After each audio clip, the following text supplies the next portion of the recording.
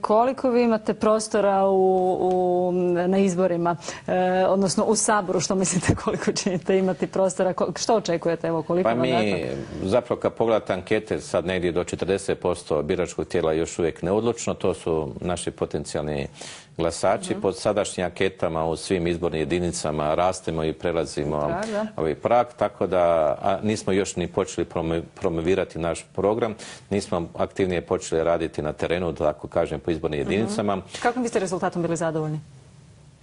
Pa mi ćemo biti zadovoljni sa svakim rezultatom, da tako kažem. Mi ne ulazimo tu, kao što je gospodin rekao, da vi želite vlast.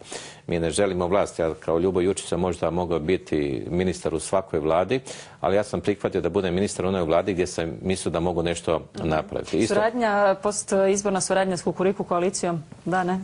Pa ja ne znam tko će osvojiti vlast, možda će Kukuriku koalicija tražiti suradnju s nama, ali zapravo kod nas je to potpuno jasno.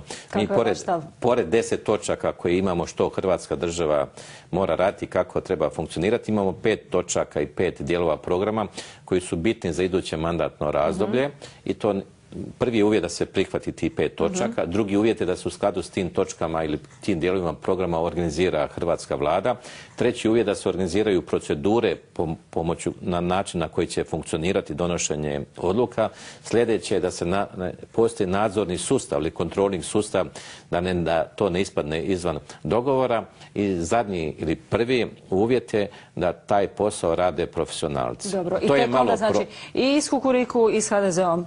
Da, ovdje mi nemamo nikakvih posebnih preferencija, osim da promijenimo ove trendove u Hrvatskoj koji su negativni, a oni se mogu promijeniti samo primjenom tih 5 točaka uz odgovarajuću organizaciju, procedure i profesionalce tamo gdje trebaju raditi. Mi imamo sad problem sa našim strankama što on mora na ta mjesta staviti svoje članove stranke koji nominalno imaju ta znanja i uvjete, ali zapravo nisu sposobni za ta mjesta.